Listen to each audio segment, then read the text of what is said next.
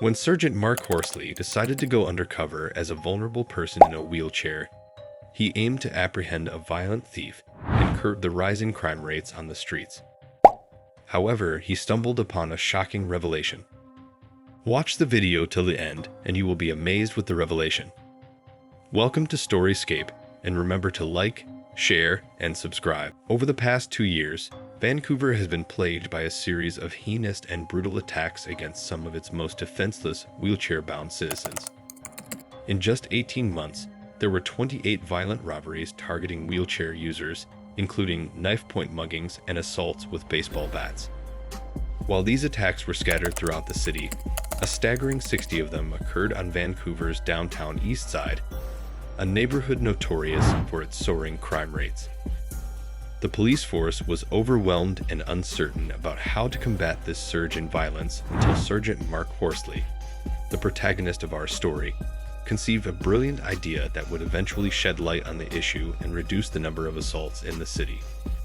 He, along with the entire police force, was amazed by the unexpected turn of events. Before delving into the details of this remarkable story, it's essential to understand the background of Mr. Horsley and his illustrious career as a police officer in Vancouver. Born and raised in Vancouver, Mark Horsley possessed all the qualities necessary for a successful law enforcement career: instinct, intelligence, strength, humility, and leadership skills. His dedication and exemplary service earned him respect and admiration from colleagues and superiors alike.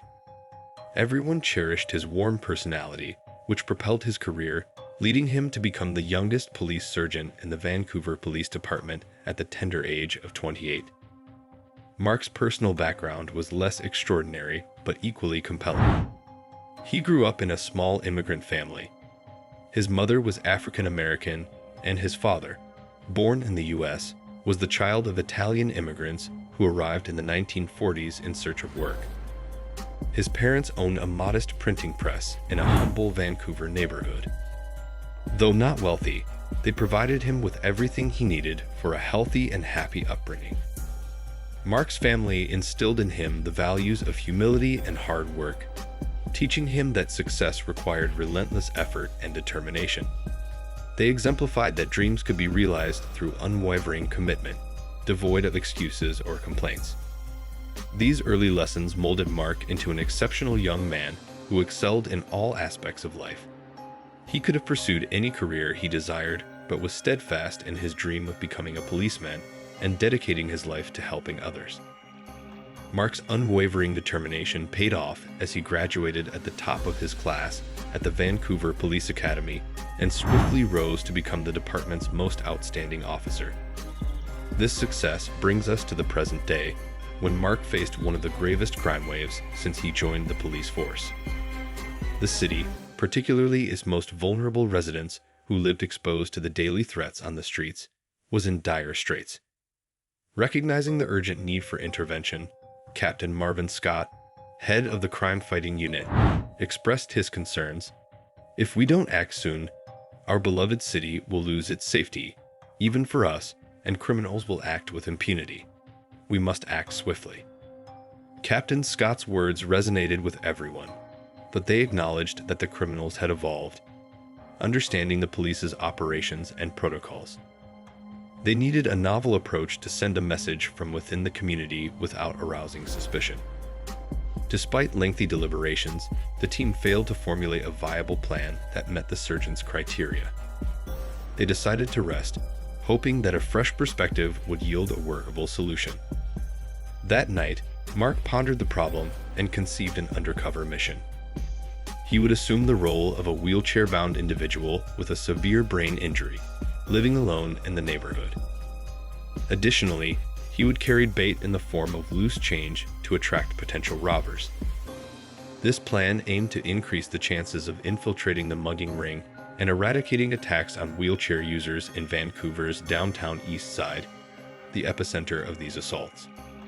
Concerned for Mark's safety, Captain Scott warned, "Are you certain about this, Mark?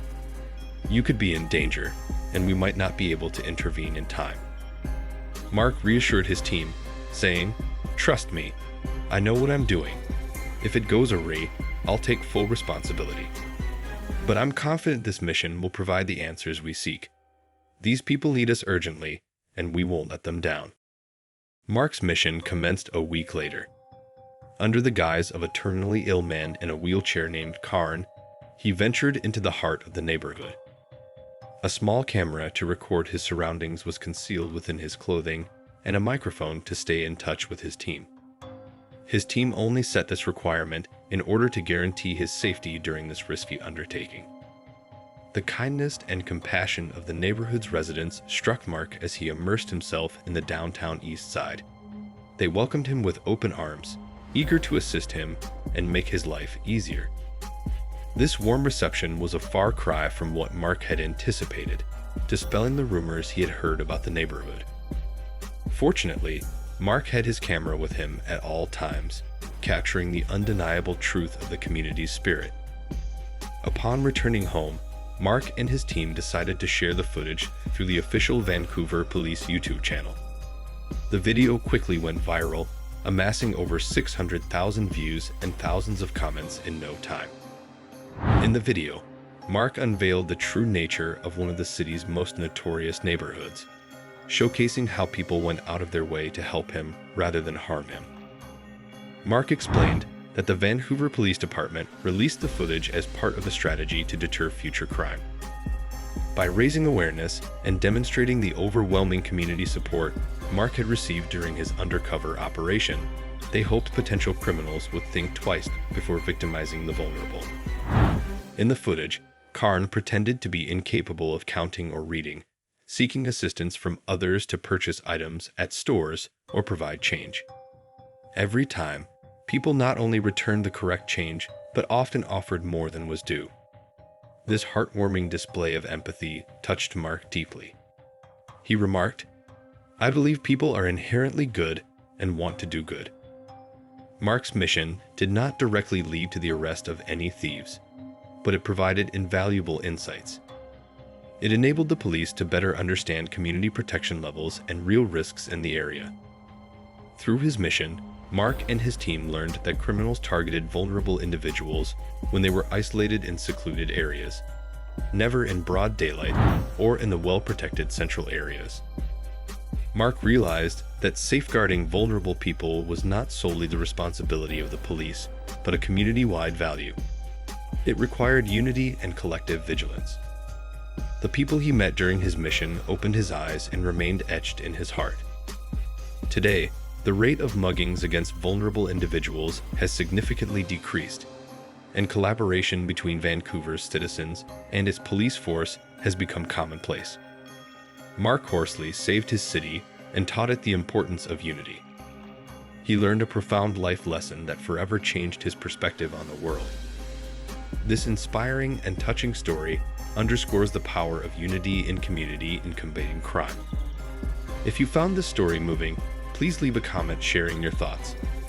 For more inspiring stories like this, consider subscribing to our channel or exploring other videos on our platform. Thank you for your support.